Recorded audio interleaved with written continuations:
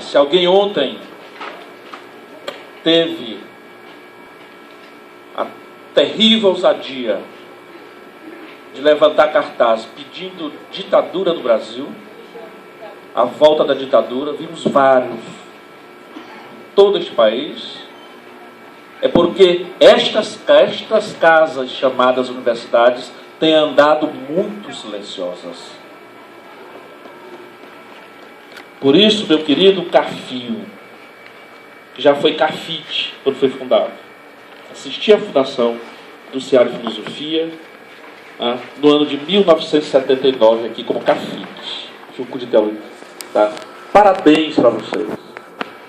Tá? Agradeço aos meus estudantes deste horário, vieram inclusive para cá nesse horário, porque eu quis atender a este convite. Repito, bem-vindos à discussão e à praça dentro da universidade. Ela estava muito silenciosa, estava fazendo muita falta a discussão aqui.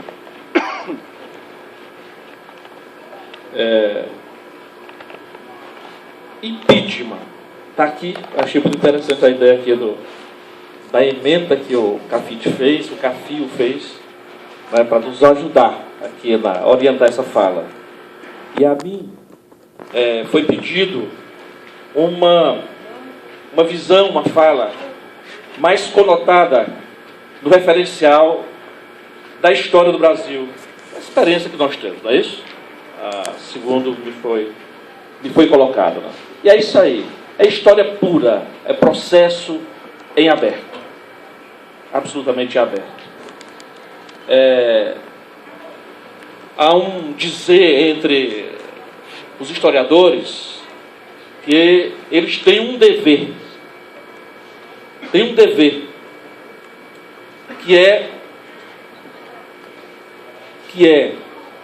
que desafia sobretudo os tiranos, que é de lembrar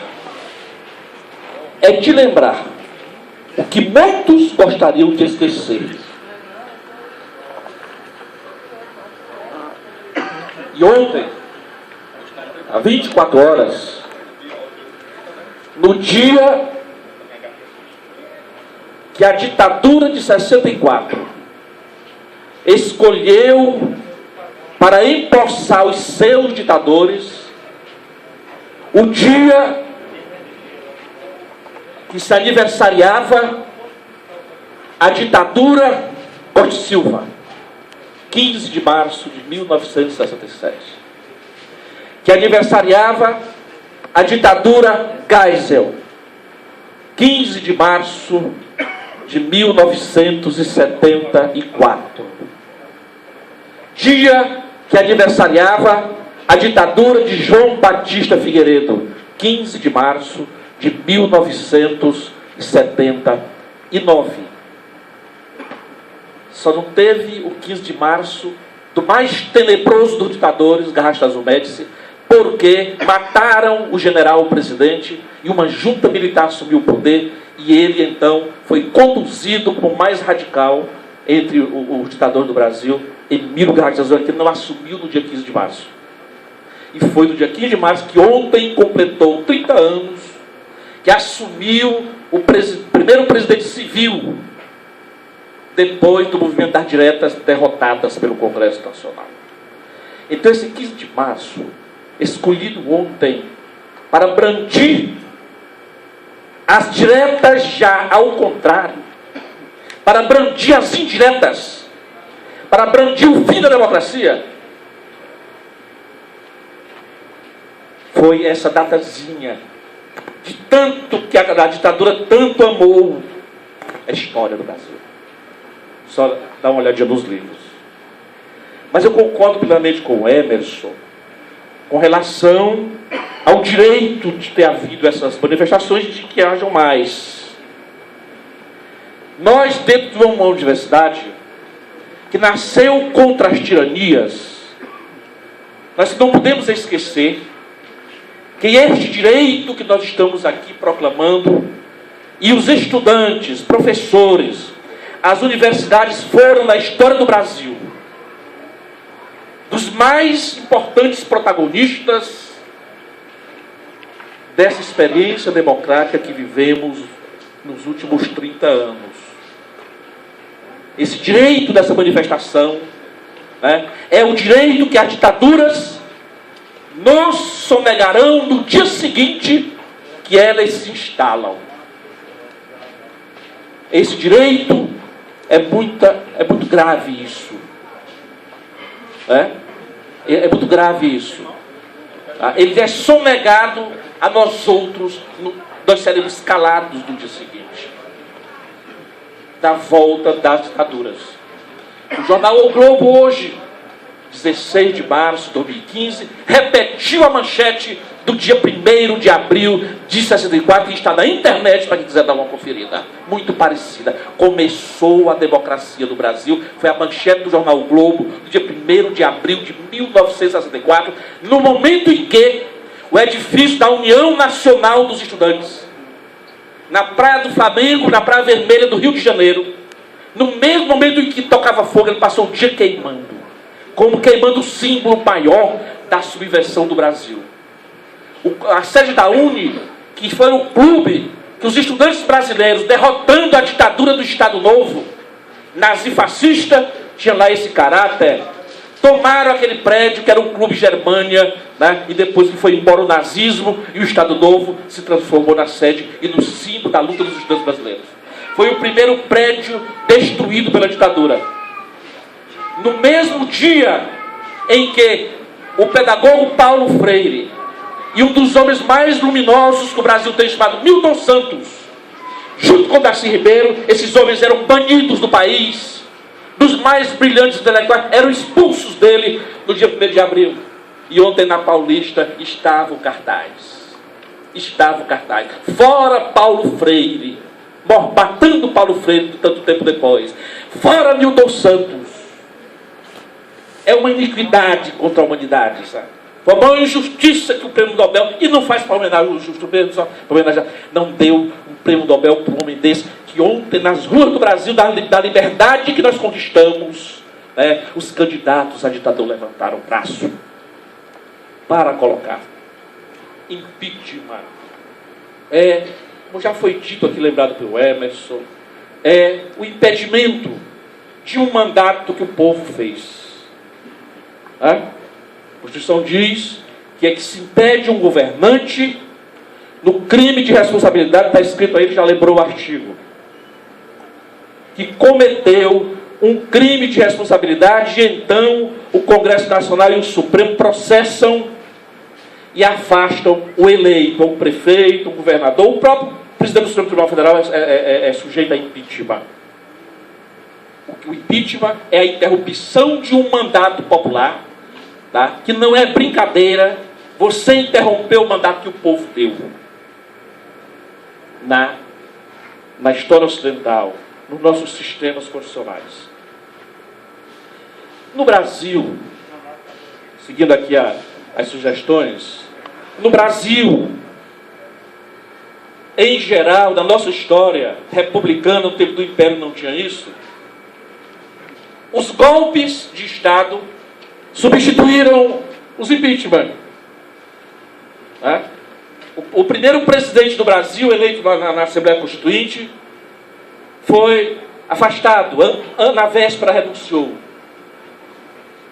Em 1930, um golpe de Estado afastou um presidente eleito, derrubou um golpe de Estado.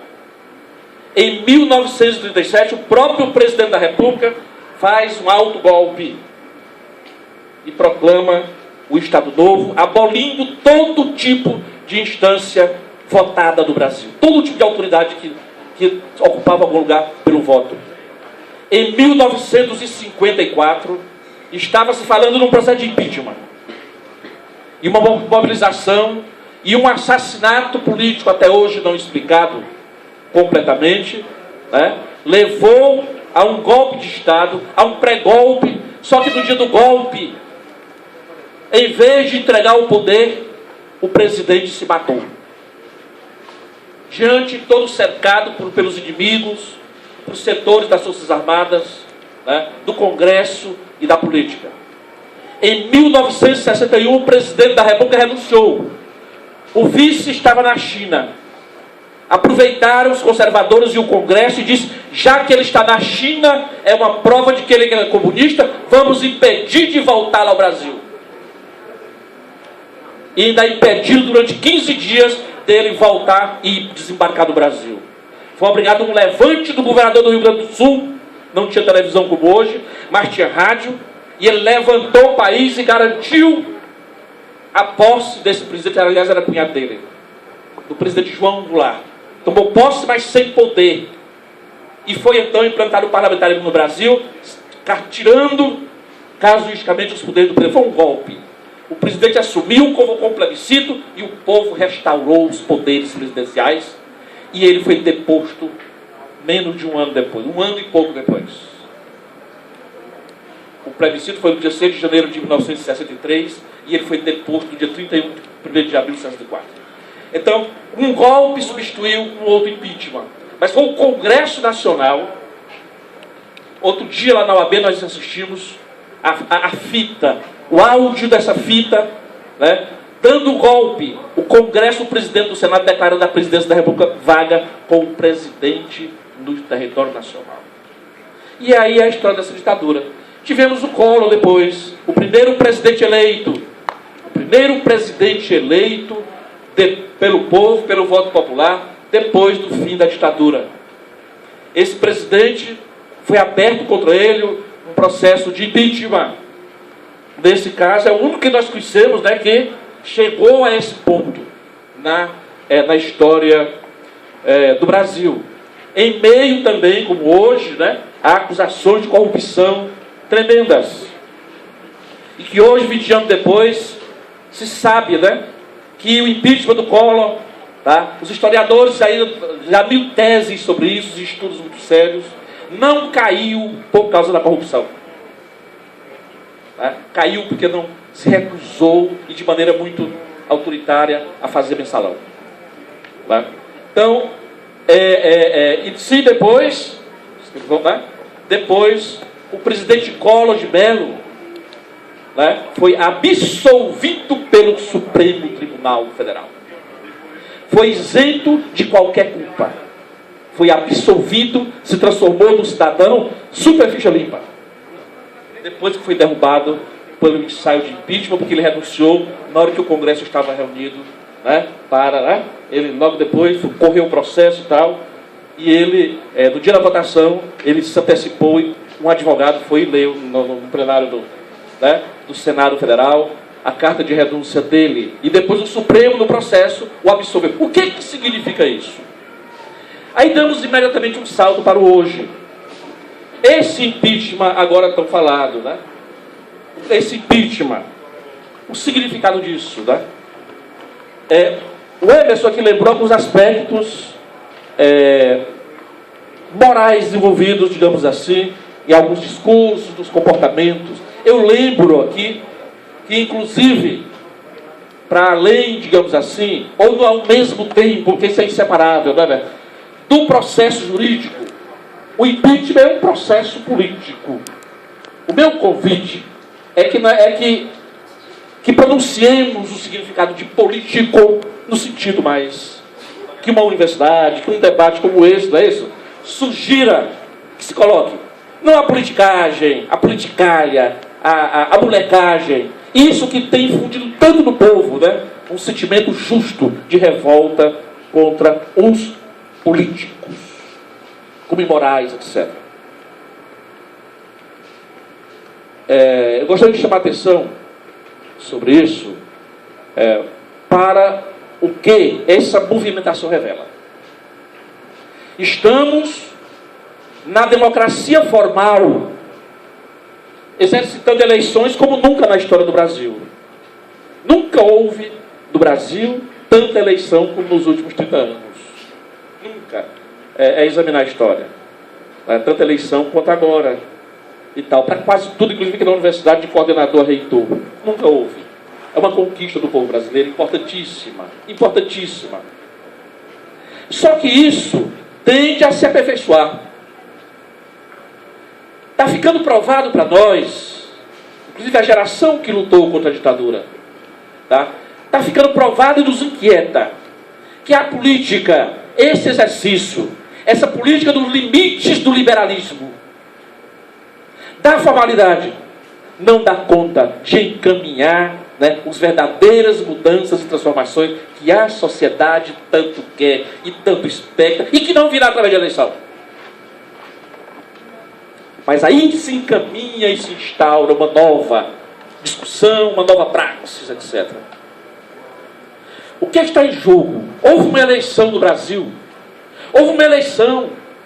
Uma mobilização imensa de eleição. 2 meses depois da posse, tira. É interessante. É como se não tivesse havido eleição. É como se não tivesse havido eleição. E para que eleição? Se perguntar. Não está claro, ou não estão claras, as intenções dos perdedores. Aliás, está ficando cada vez mais clara.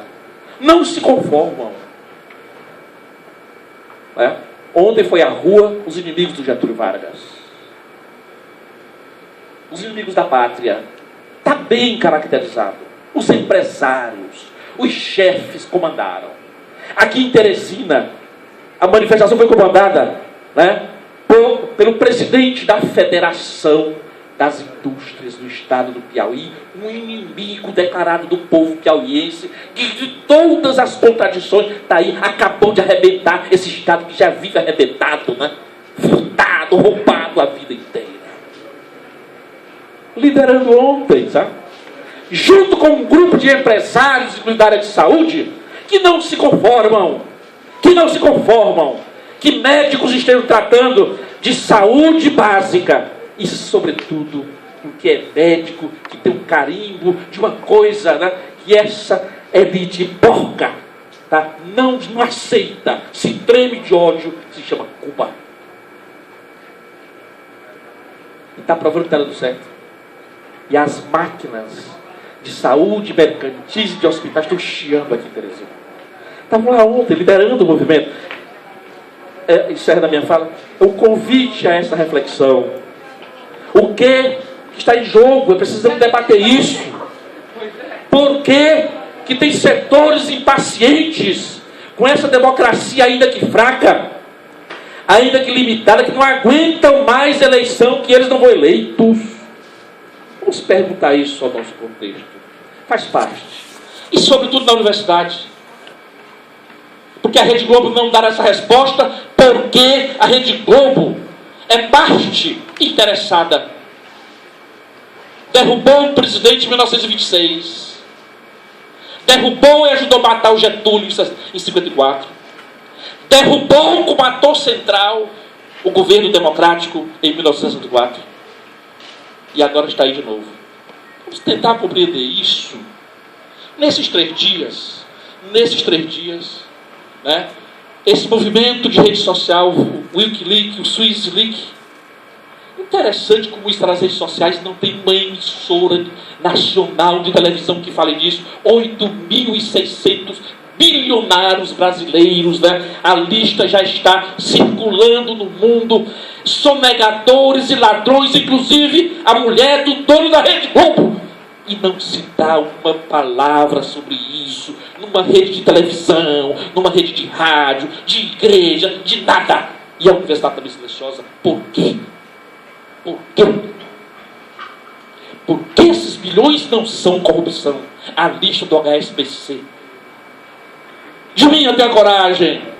Tenha coragem. Com aquela coragem do dia da tortura, daqueles dias e anos, nua e sendo chocada por meia dúzia de coronéis covardes. E você não entregou seus companheiros da revolução.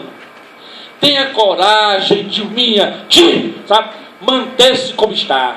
Não, o Congresso quer mensalão. Dilma, não pague o mensalão. Essa é a questão. Ou tu me paga, ou tu me compras, ou eu te derrubo. Entendam isso, por favor, e vamos debater um pouco mais.